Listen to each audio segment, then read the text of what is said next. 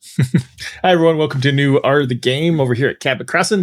This is where we combine our years of experience in role-playing games to just share some tips, some tricks, debate a little bit, and Cindy gain symbols. Yeah. I don't know. Walmart. So today's topic is by Woody. And Woody, what are we talking about today?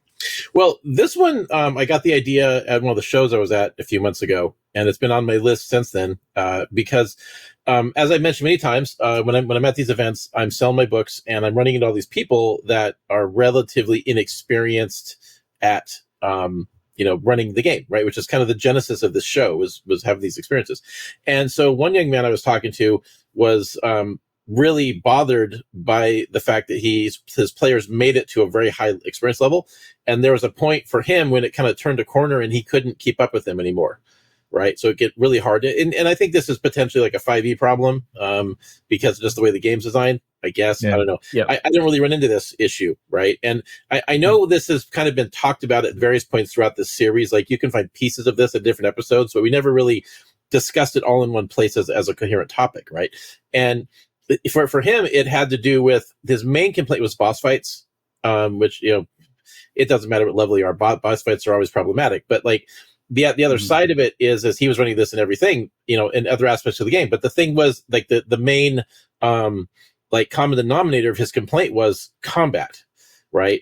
And combat, it really only occupies maybe 1/3 of the experience. And so the advice I gave him specifically is like, it's the problem is not combat, it's player engagement, right? And how you're engaging with them and what the experience is. And it's not simply just, moving from action sequence to action sequence to action sequence. It's like there's set pieces there too. And so I wanted to kind of get into that topic a little bit with you guys, because there's ways to handle it. There's the issue of like how you handle the boss fight, which of course we talked about in other episodes, but because it's, you've got that action economy component, but there's also like, it isn't just about how powerful the characters are, because if the characters are engaged with the story, it actually, in a lot of ways, becomes completely irrelevant how difficult or how easy the encounters are, right? And because the encounters should be moving the story forward. Because like you have three kinds of encounters: you have combat, social engagement, and puzzles. So like there's three kinds of encounters you can have, and so it's not just about whether you're a stone cold killer and whether the enemies you're fighting are equal to you. Yeah. Yep. Yeah. Yeah. I think there's some interesting things. I think a lot of problems that people have is 5e related, though. Not really high level as such. It's just 5e high level, where the action economy starts taking longer, basically, is what it comes down to. Yeah. But I have experienced it with Rifts. Yeah. I will mention Rifts. Yeah, but I mean, these are issues. But the issue is something that every game engine has, because there's a point of power level, like where characters get more and more capable, and you have to keep the game matching them to a degree. But it's like this is a problem with every game. It's not just 5e. It's just 5e. I think is more prevalent because I feel like it's less so in Call of Cthulhu and Powered by Apocalypse games. I feel like. What is high level in that? They don't have levels. That's part of it, right? But it's because they're just more knowledgeable of different stuff, right? They're not really. Yeah, they don't. You're just more competent skills, which is true for 5e as well. And I think that's okay. Like one thing a GM can't be afraid of at high levels is that high level characters are probably going to succeed at almost every single skill check, and that's okay. That's because they're high level and they're good at what they do, right? Yeah. And that's part of the power fantasy is that I finally made it. I'm good at it. I'm good at the things I'm supposed to be good at, and I'm not going to fail very often, like especially with rogues, right? Because they have reliable talent. And that's okay. You should just accept that. When it comes to combat, I think there's a few ways. Sometimes they'll romp through combat just because they're high level and the fighter gets 50 attacks with sharpshooter doing 1,000 damage each hit, right? Sure. And I might be hyperbole low there, but the but the point is they can do a lot, and that, in my opinion, is a little bit of a problem with the game system. But at the same time, there's ways to deal with it. Hit points. The makers of 5e have acknowledged that some of the hit points in the monster manual are a little low, and they even fixed that in the 2024 version, I think. Yeah.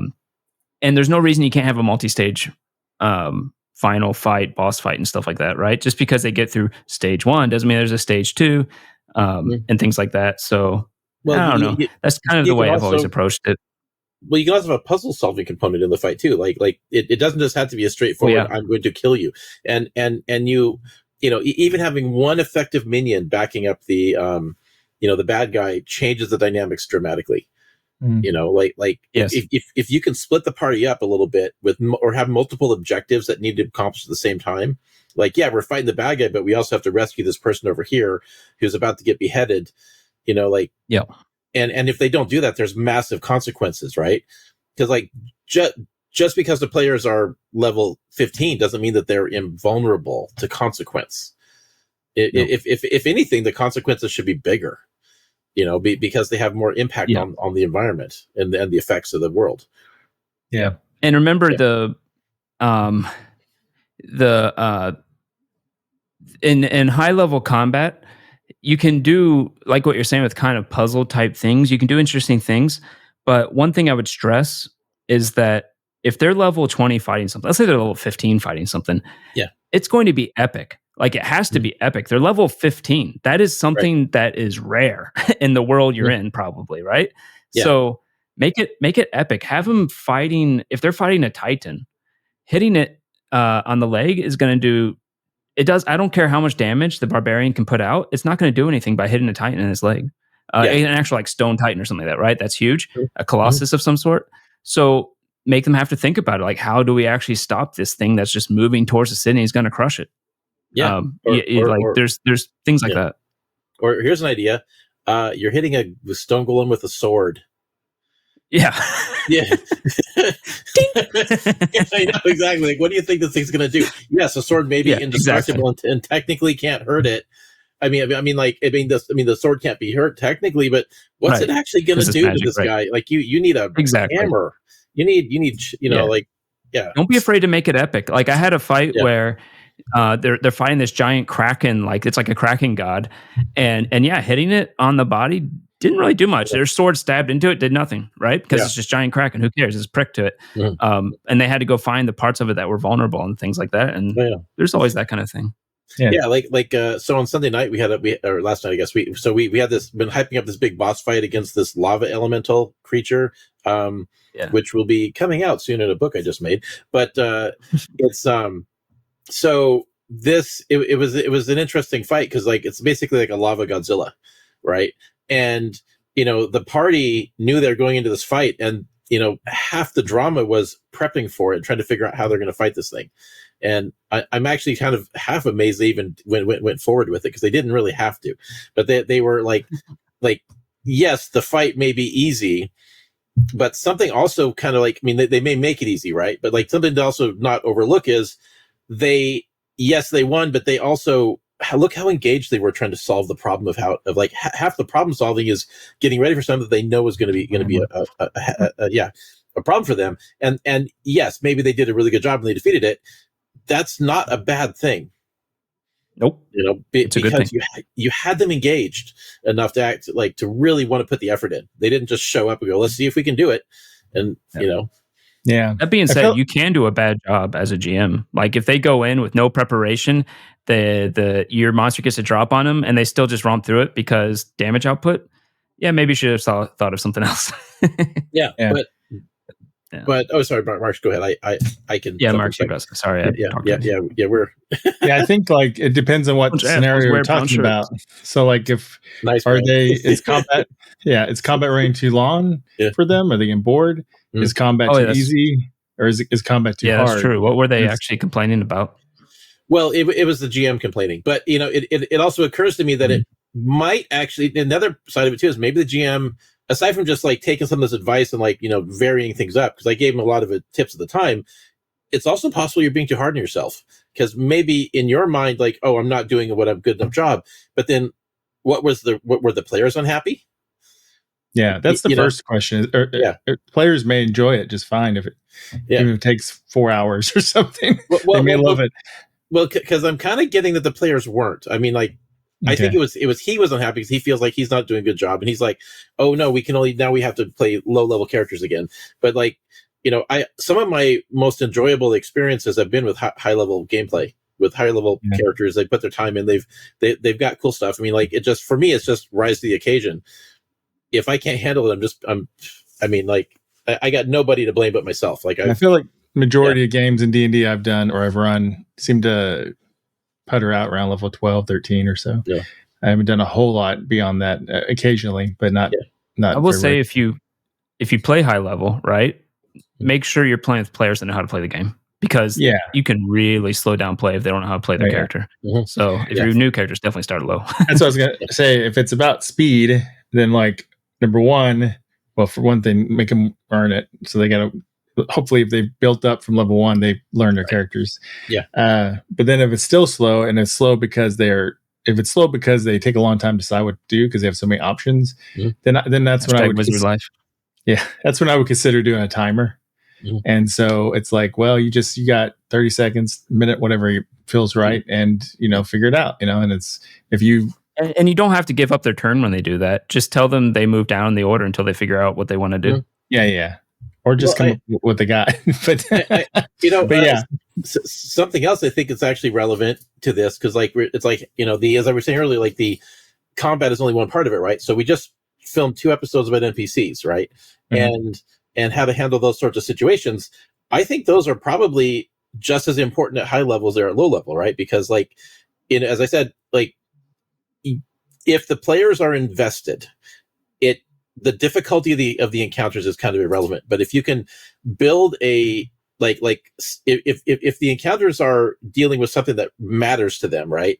Then and it's something that's important to them, or their relationships, or whatever the plot is, like, they're going to really care and get involved and do something about it. It's like, and these things don't necessarily have to deal with combat. It's probably better. It's actually a liability, I think, that 5e focuses so heavily on combat with character creation. Yeah. I think so. Yeah. And to build off what you said, if you're fighting enemy, but the enemy, let's say there's a couple enemies in front and there's one behind, and that one behind is whatever kind of creature that has some NPC that you guys love or like, and is like starting to suck the life out of it, and you're like, I gotta get over there and stop it before it dies. That changes the whole energy. In fact, in this book I've got over here, which I don't have alcohol. Don't do it. Yeah. So the worstiary. Oh, never mind. I for sale at miniaturedining.com. I actually have a monster in here that I created. That's the entire point to it is that it captures just NPCs in the world and kind of binds them to itself and kind of makes them like weird zombie kind of things. But like, you can rescue them, right? But it's going to use these people as like human shields. So, and they're just going to go out and do whatever. And so so you have this problem of, it's not just a matter of, defeating the monster, but there's all these people in the way. Right. Yeah. Mind control and absolutely. Like the stakes involved in these encounters, like the stakes are where the drama is going to come from, not necessarily how difficult it is. And sometimes the puzzle of how to solve this little problem can be way more engaging, because they can beat this monster easily with their power level. They're level 15, for Christ's sake. But it's like, it's not enough just to beat the monster. Right. Because the monster has its hooks into these people. So it becomes more of a mental exercise sometimes. And, find other reasons to have the challenge, not just a hit. Yeah. Your challenge can't, especially at high level, can't just be, I have damage, they have hit points. Right. How do I get through those points, right? Exactly. And also, there's other aspects of it too. Cause this is something I've been trying to work on, and D&D Shorts talked about it in a recent video where D&D kind of has a liability. I think a lot of games get into this trap where the risk is built around their hit point total, but the characters have other resources, right, that can be depleted. And like having a monster that can suck up your once per day abilities, or I've created a bunch of spells recently that actually drain your hit dice, which I call recovery dice. And then there's also the fact that nobody ever does monsters that drain spell slots. I mean, I hate level drain monsters. I think that's really bad game design. But even though it's a classic D&D thing, but there are other resource pools that the players will have at their disposal that that hurt more than their hit points. Like if an enemy is doing stat damage, which D&D got rid of, which I think was a huge mistake, like that actually, like, you lose a few points of your constitution, that depletes your hit points. You could also lose your charisma. D&D didn't get rid of that. I haven't seen the players have, but I mean, it used to be way more prevalent than it was. Like, yes, they made it less prevalent, and they made it easier to recover from in general. Which, and they should not have done that. Like it, but like, if you're taking strength used damage, to be 1 point a day, right? Go Like to- you go to recover Shadow 1 Dark point a for day. that. Yeah. Well, but like if you got somebody like doing poisons or doing some draining attack that does strength damage, that's huge, right? Because that cripples your fighter, and people, when they start feeling those, they're going to feel the squeeze, and you want them to feel that squeeze sometimes. Yeah. That's what games with wound systems can be. As long as you don't death spiral, that's what it can add an interesting layer that people aren't used to. Yeah. But D&D doesn't. Yeah, really I think all this being said, if you just like low level play, a lot of people are like that, and go for it. All this advice we just gave, all this advice we just gave applies to low level too. Oh yeah, no, there's no reason it can't apply to low level. Yep. I'm a big advocate of high level play. When I hear people say that high level play is bad, I'm like, you don't know what you're talking about. It's playing superheroes. So if you play superhero games, you're high level. Exactly. Just make it. I think it's important to make it epic. There's I watch way too much Critical Role, but there's one of the episodes with Brandon Lee Mulligan DMing it, and it's all 20th level characters. He's all the players are 20th level, and they're just doing crazy things like jumping on dragons, like holding onto it while hitting it with a hammer and flying through the sky. So that's high level play. Make it epic. Yeah. Why not? But like I don't, and potentially I'm maybe given the fact of my years of experience, right? And I'm very good at building the trust of the players, and I've got a whole stable of people that I've kind of collected that, like, I know them, I know what their interest level is, and it's very easy to get people engaged for me. So it's like, like I have this advantage that these new GMs don't have. So, I'm very aware that it's not going to be as easy for some of these people as it is for me. But I also just hate the idea that when developing the 5e engine, they didn't even put any high level attention on high level, because their market research said nobody does it. And so they didn't really develop it, and it's just, oh, come on, no one does it except the hardcore fans. I don't necessarily think that's true, because because the thing about it is GMs get these ideas, and even the relatively experienced ones want to try it out. Like, it's because like one of the liabilities of being the new game masters, you have big ideas, and you don't have the experience to make them a reality yet, but yet they all still go for it, right? And they're like, I'm gonna do the big epic campaign, it's gonna be great, do all these things, and of course it will fail, it always does, but like you got to have some experience to be able to learn how to get those big campaigns going. But they all want to do it. It's not just the experienced ones, it's the new guys want to try that too. They want to have the full experience. You know? If you start at level 1, if they start level 1 and build their way up to level 20, then they'll know how to better handle level 20. And just like that with a GM, start off with level 1 players and work your way up when you first start out. Because it's too much, especially in D&D. It seems kind of easy at first, but if you're not used to it, there's just so many chain effects going on, and get really confusing fast. I'm not, and I'm not saying this, I'm not a fan of creating a high level campaign necessarily as a high level campaign, but I definitely, like, if the player's willing to put the time in to get there, go for it, man. Like, give them that big experience. It's not a bad thing, but again, I'm saying, like, if it's not where you're at, then you don't have to do it. I was saying that it's the biggest fans of 5e that play high level, because they're the ones who stick with it, and that's a good thing. They should focus on those people, because those people are the ones who are going to be vocal about it. They're the ones who are going to spread the game, right? Like, those are the ones you want to focus on. So it's the usual MBA marketing crap I hate with companies. But it's a special edition if you can play like high level, immortal wannabe type scenarios. They've had stuff like that in other editions. Those are cool, and great way to span the game storyline out for occasionally. with so my Saturday campaign, the pro GMing one I have where I'm running the Rifts RPG, the guys, it's like they've I think they're on to level 11 now out of a system that has 15 levels. So I guess for them it's that it's high level, but it's it's only 15. That was 20. Yeah, it's only 15 in platinum. Yeah, I mean, you can go higher, but that's usually reserved for like gods and monsters, like dragons and other powerful monsters, right? But then they're not really showing any signs of slowing down. I had a plan for how it was going to end, and they did an end run around that, so I'm not really sure how it's ending right now. But they just keep going from one crazy adventure to another, and it's not always something that I kind of have to just roll with it, but it's like as long as they're having fun. There's a lot of high powered stuff in that game to use. Well, it can. I mean, like, and that's actually another. What I would caution in that game that I encountered one time is be careful that everybody doesn't have regeneration, because then you can just end up in an endless fight. Yeah. Well, and that's actually an interesting point too, because like there are in a game like the Rifts RPG or anything Palladium makes for that matter, like you have a huge library of stuff. Right. And some people have the idea that it's all available for them, but it's not actually how it is. It's games that some of these games are built like so you can scale them at different power scales. Right.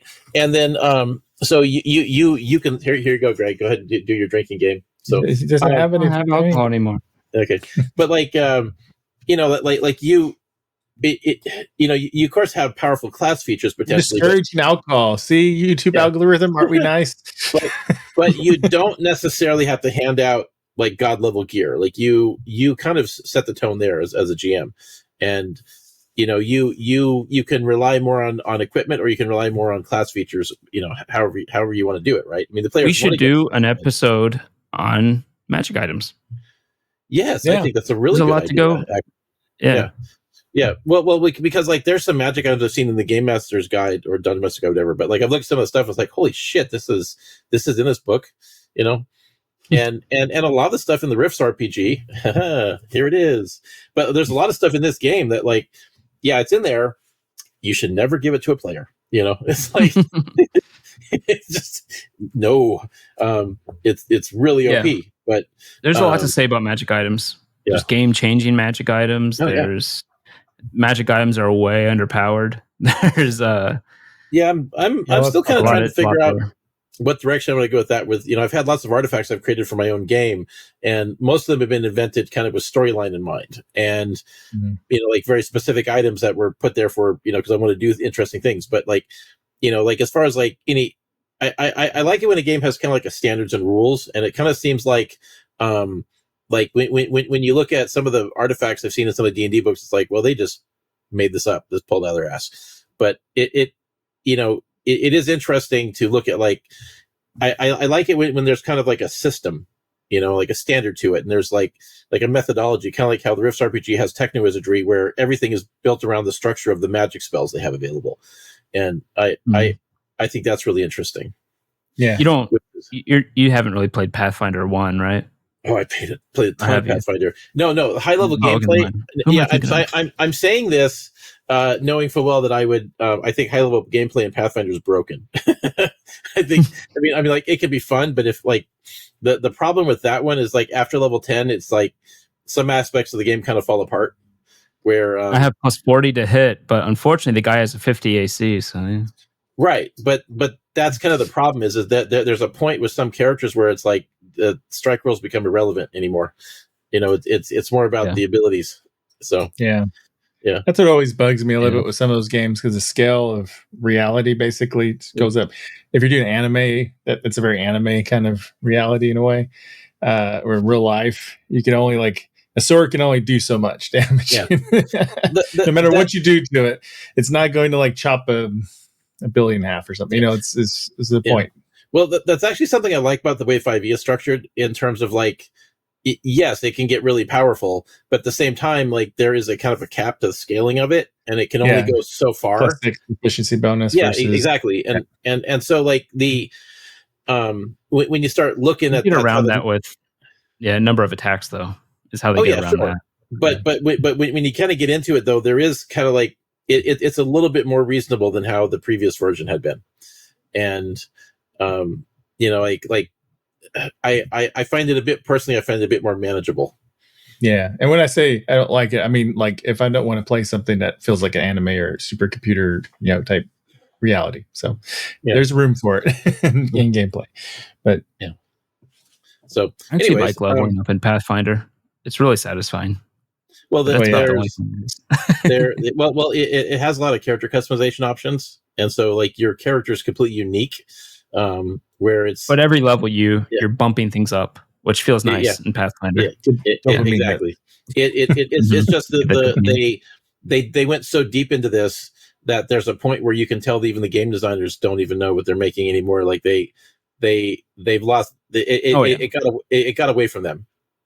In have you played second edition? I have read the book. I have not played it much. It's very different.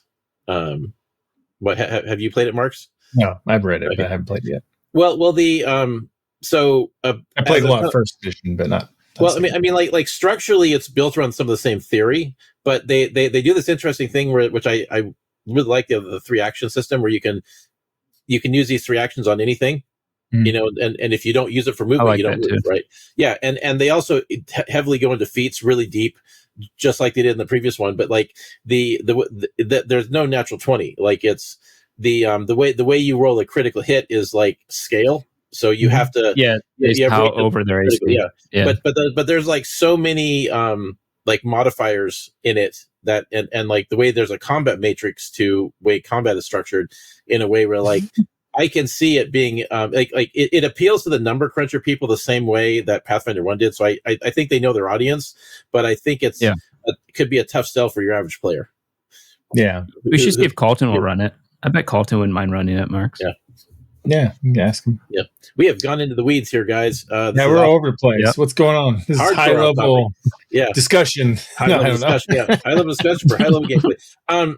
But yeah, I mean, I hope that there's been some like useful advice here, because I think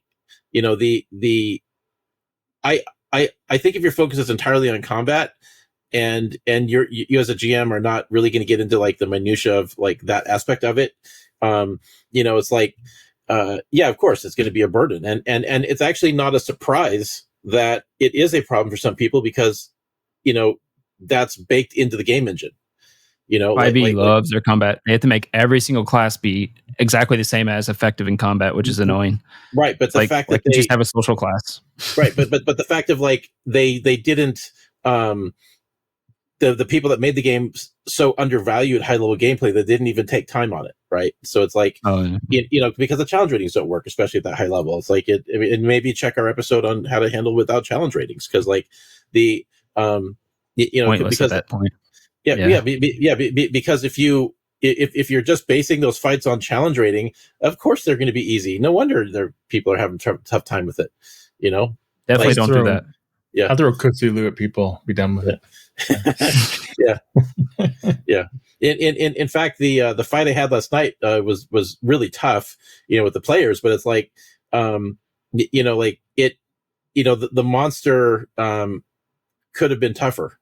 Right, and they would have been fine, but it's like you don't know until you get into it sometimes, and it's okay to pivot. Like if the players are winning, it's also okay to kind of like fudge it behind the scenes and maybe tack some more hit points onto the monster, or maybe throw an extra special ability in there, because like if you realize you've improperly scaled it, you can pivot in the middle of the fight, and they'll never know, because you're there is to give them an experience, and so it's not necessarily unethical or whatever to like make sure they get that experience. So I find the concept of doom points in Tales of the Valiant interesting. Sort of like a mechanic there to let you make the fight tougher if you need to. Yeah. So it's kind of neat. Like in those cases, in Daggerheart, I guess. If you want to do an effective high level play, just watch Dragon Ball Z. They can destroy galaxies now. Then you're going to spend a whole session just staring each other down. What if I do this move? Oh, but you can counter with this move. I don't know. Well, no, I'm actually serious though. If you look at their villains, they find different ways to make the villains actually be powerful. Like you find out the villain is actually only using part of their power, and now they're going to unlock their full self to get you. Or you have Cell, which has like these 3 stages of Cell whenever he regenerates himself after you kill him. Or you have the guy who can consume galaxies. I don't know. There's a Dragon Ball Z role-playing game. Oh, is there? Is there? Yeah, and they have an interesting game mechanic for miniatures because there's so many toys out there of Dragon Ball Z.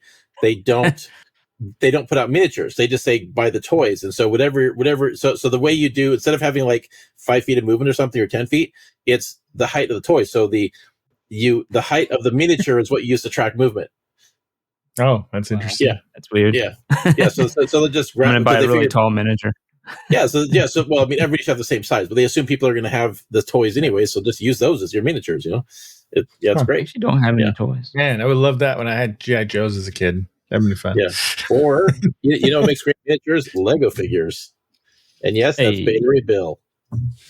So, all right, we're getting off topic again, and so maybe. But yeah, anime is definitely high power. Look at One Punch Man, right? That's how do you keep that going? Moderate punch. Yeah.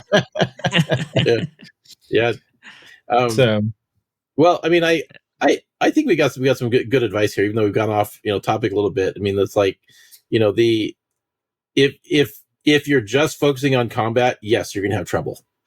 But there's a lot more depth to the game and the storylines and ways to like make combat interesting or add depth to the challenges, right? It's like I just haven't played too many games where if it's just combat only, it's going to keep my attention for more than a few sessions. Like it'll get repetitive after a while. Yeah.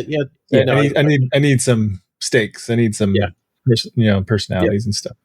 Mm-hmm. When I was a kid, I would just kill monsters, level up, get treasure, roll treasure, kill monsters, but I can't do that anymore. Well, you got to have something to fight for. There has to be there has to be a narrative aspect to the game that it has to hang on, right? Mm-hmm. Like there has to be a reason to be there. I think we have an episode on this called what is it called? In player investment. Your mastery of these topics is way better than mine, Greg. I salute you. Yeah, we're at over 40 now. So yeah.